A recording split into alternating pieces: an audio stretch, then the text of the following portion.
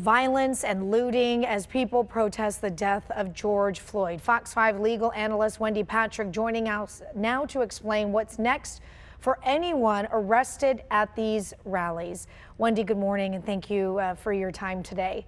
Good morning, Shelley. I want to make it clear before we get into this discussion that, and we've been hearing from law enforcement over the past few days, we have the protesters, and then we have people who are looting and vandalizing and stealing, and there's clearly, it seems like, two different groups here.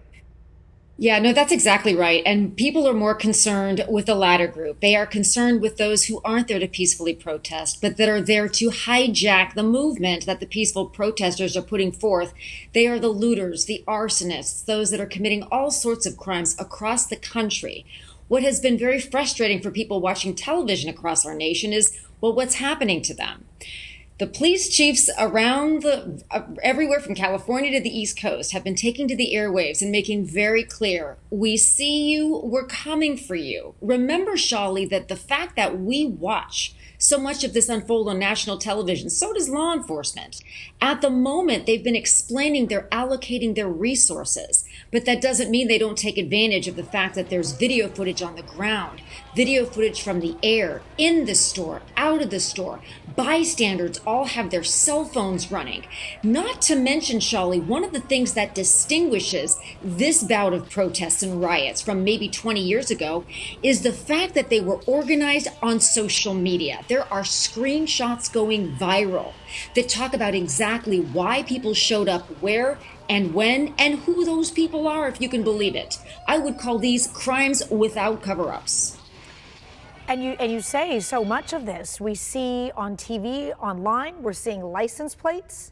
We have a story running on our morning show today about a gentleman right here in San Diego who does not want to be identified, who is at a lot of these protests and is running his camera, capturing people to be able to give this information to law enforcement for people who are breaking the law. That's right. There are thousands of people doing that all across the nation. Just because we see footage of people with their cameras in the air doesn't mean they're doing it for bragging rights or because they're part of the movement that's there to loot and set fires.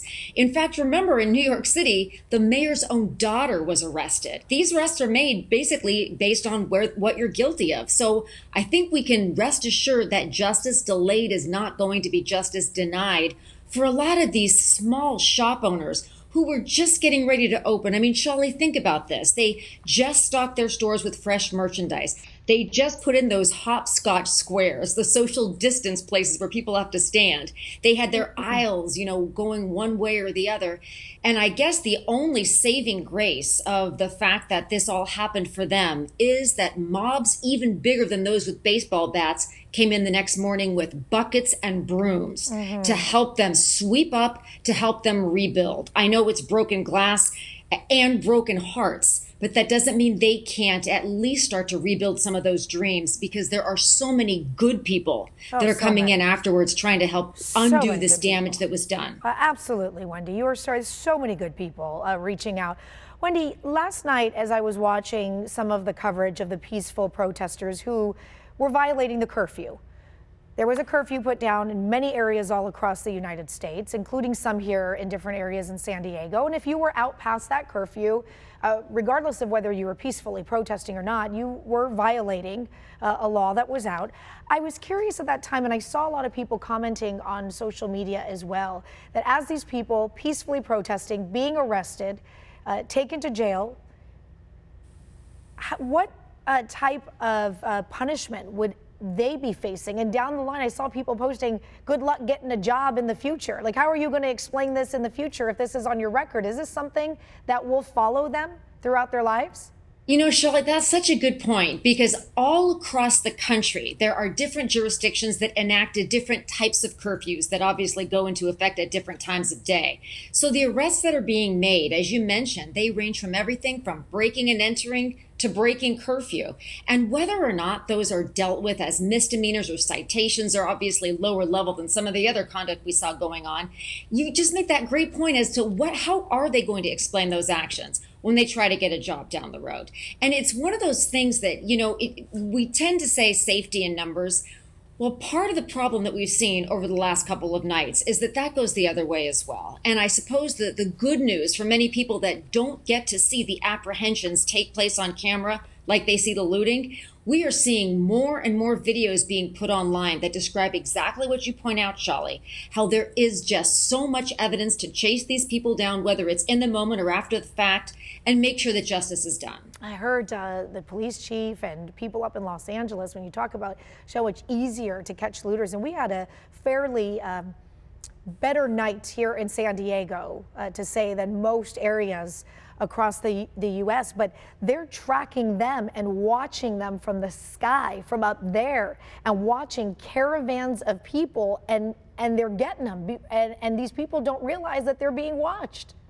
It's incredible, Shali. That's why I say it's like it's the crime without a cover-up. Not only that, not only are they watching them from so many different vantage points, the social media presence, the planning, and that includes, by the way, old school flyers that have been passed around, photographed, and are now also going viral on social media, give law enforcement so many details to work with, also private citizens, by the way, because we all want to make sure we keep our loved ones in our community safe as well. There's more forecasting from a threat assessment perspective nowadays that we can pick up on, that we can use, both for investigations and for prosecutions, than ever before. It is so much easier than it was, I would say, even 10 years ago, Shali. Before I let you go, I'm just curious. The ones that are driving up with the car and then the license plate is there and then the capture, I mean, they'll let them go at that point, but at some point, are they going to track that license plate and go knocking on their door and say, we gotcha?